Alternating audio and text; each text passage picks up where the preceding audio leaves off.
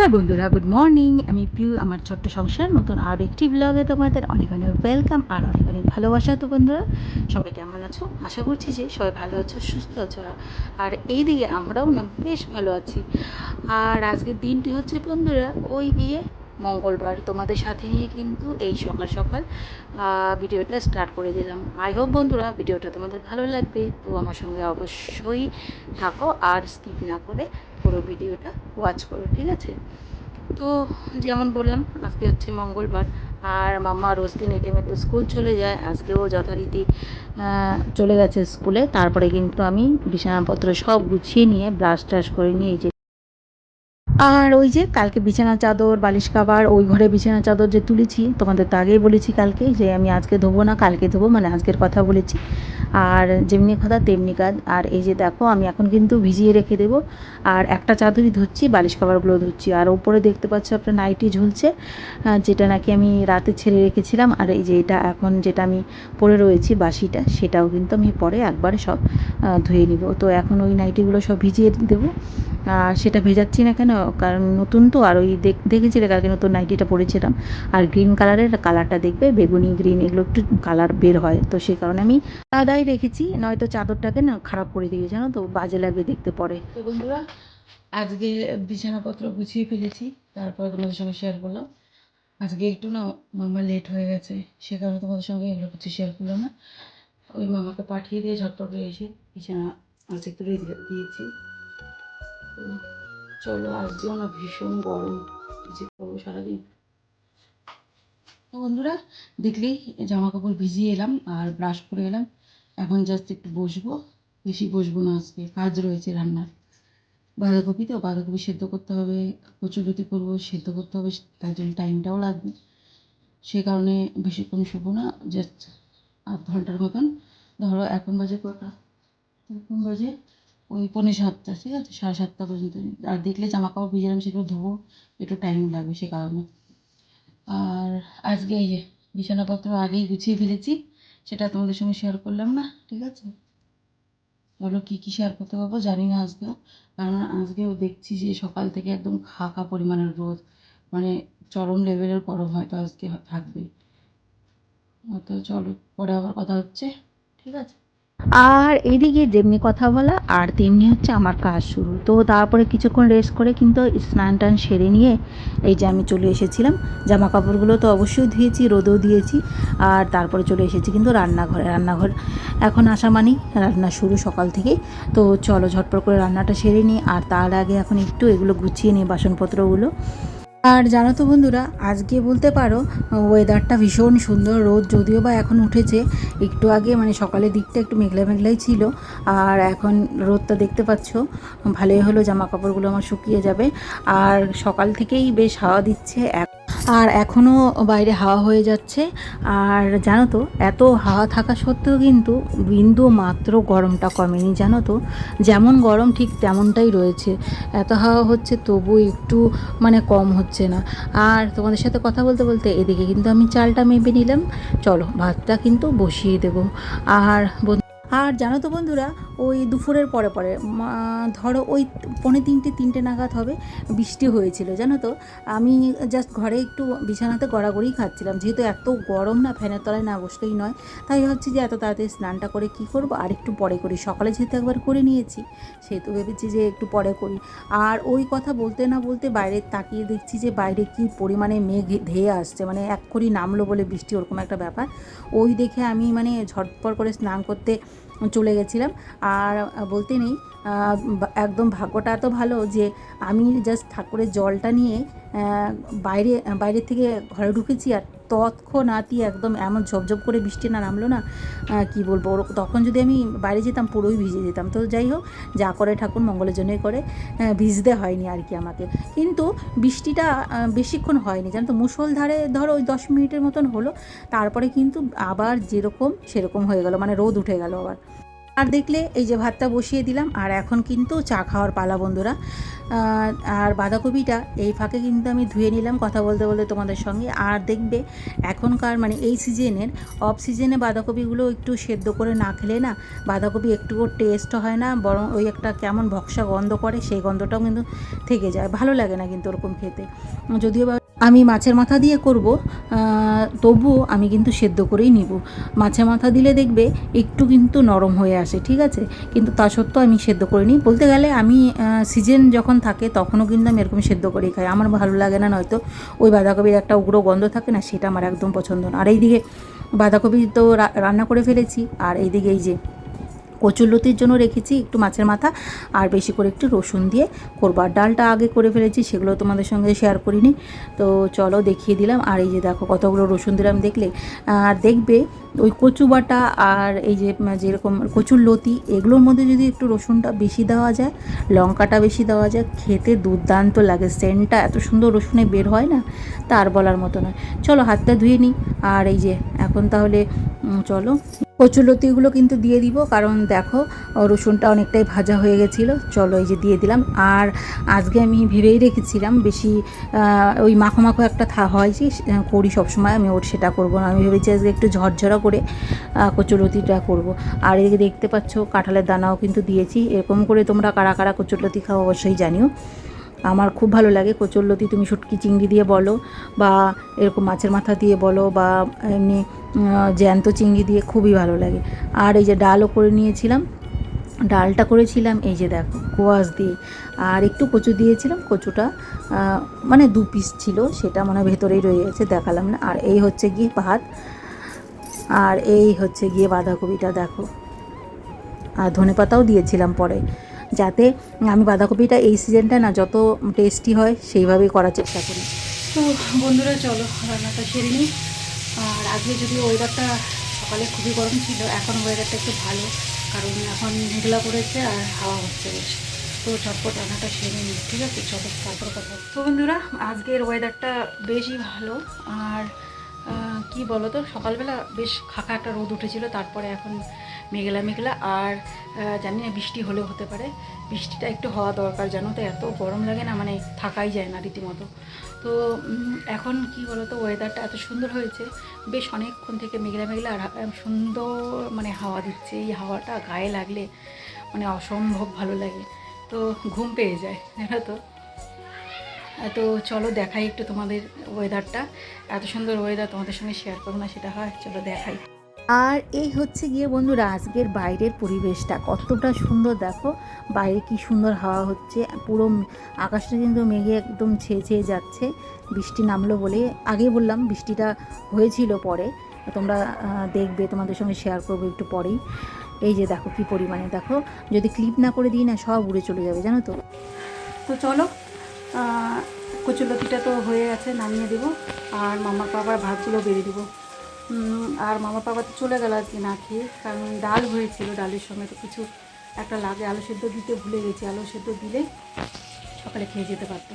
বাঁধাকপিটা তো একটু টাইম লাগে বলো, যতই আমি সেদ্ধ করে নিই, বাঁধাকপি যত ভালো করে না কষিয়ে, না একদম মানে ভালো মতো না কষিয়ে তারপরে যদি রান্নাটা হয় না, জল দিয়ে দিই, তখন বাঁধাকপির স্বাদটা দেখবে একদমই ফ্যাকাশে হয়ে যাবে, ভালো লাগবে না খেতে। আর ভালো মতো কষিয়ে নিয়ে তারপরে জলটা অ্যাড করলে দেখবে সেই বাঁধাকপি খেতেও ভালো লাগে, আর একদম মাখা মাখা করে করলে পারে না, অপূর্ব লাগে। তো ওই কারণে উনি চলে গেল, একটু লেট হয়ে গেল। তো যাই হোক এসে খেয়ে নিতে এখন বেরিয়ে দেবো। আর এখন চলো এই দেখতে পাচ্ছ, তারাও দেখাই, এই যে দেখো কতটা লোভনীয় হয়ে গেছে দেখতে, দেখেছো। চলো তাহলে বন্ধুরা নামিয়ে ফেলি, এটা হয়ে গেছে মামার পাপার। আর এই যে বন্ধুরা কচুরলতিটা আমি নামিয়ে নিয়েছি, আর দেখলে কতটা ঝরঝরে বানিয়েছি আজকে। আর আরেকটু রয়েছে, দেখি 1-2 দিন পরে আবার করব, যেহেতু দেখো আমাদের তো মানুষ কম, মানে আমি আর মামার পাপাই খাই, আর মামার পাপা রাতে বেশি খেতে চায় না, উনি কচুর টাইপের জিনিস, আমি খাই, আমার খুবই পছন্দের, আমি খাই। আর একদমই তো অল্প রান্না করা যায় না বলো, তো ওই পরিমাণ মতন এক আটি নিয়ে এসেছিলো, সেখান থেকে হাফ করেছি, হাফ কতগুলো রেখে দিয়েছি, সেটা ভেবেছি দেখি কবে করা যায়, সেটাও তো তোমাদের সঙ্গে শেয়ার করতে হবে নাকি। তো চলো নামিয়ে নিলাম। মামার পাপার ভাতগুলো না বেড়ে দিতে হবে, জানো, এখনও বাড়িনি, সে দিয়ে চলে গেছে টিফিন বাটি সব।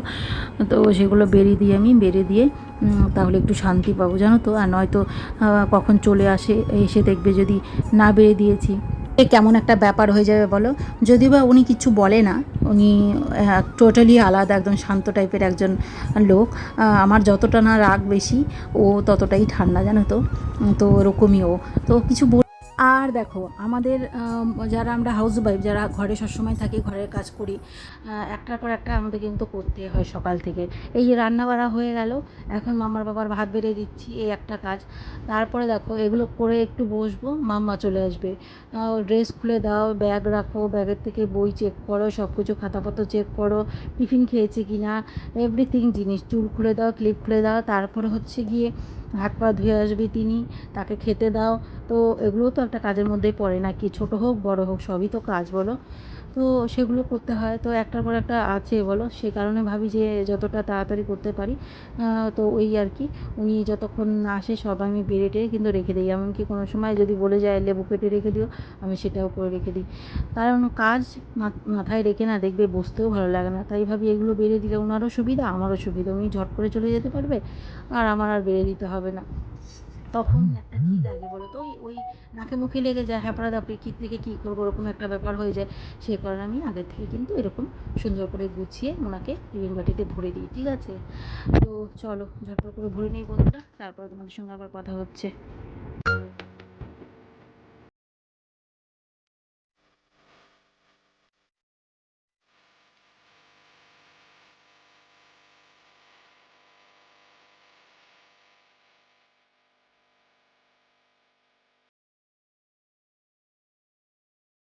আর বন্ধুরা তোমরা তো দেখলেই বাইরে কতগুলো জামা কাপড় ছিল, আগে দুটো নাইটি আমি ঘরে অলরেডি নিয়ে এসেছিলাম, আর সবগুলো রয়েছে, ওগুলো শুকিয়ে গেছে, তো সেগুলো আনবো ঘরে। তার আগে ভাবলাম যে এই কাজগুলো কমপ্লিট করে নিই। চলো তাহলে জামা কাপড়গুলো, এই যে দেখো জামা কাপড়গুলো কিন্তু ঘরে নিয়ে এসেছিলাম তার মাঝখানে। তারপরে হচ্ছে এখন আমি ভাঁজ করে নেবো সুন্দর মতন করে, তারপরে আলনাতে গুছিয়ে রাখবো। কারণ এক গাদা জামা কাপড় এই চেয়ারে থাকলে পরে না দেখতেও বাজে লাগে।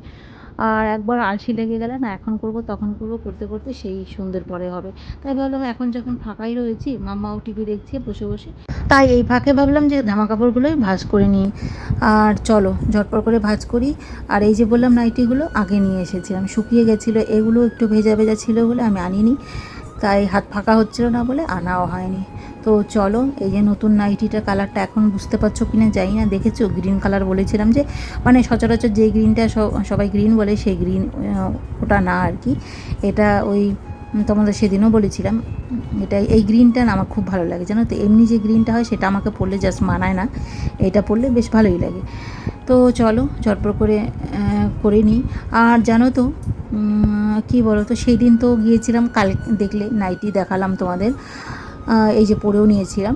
তো আবার ভেবেছি আমি শর্ট নাইটিগুলো দেখে এসেছি, জানো তো।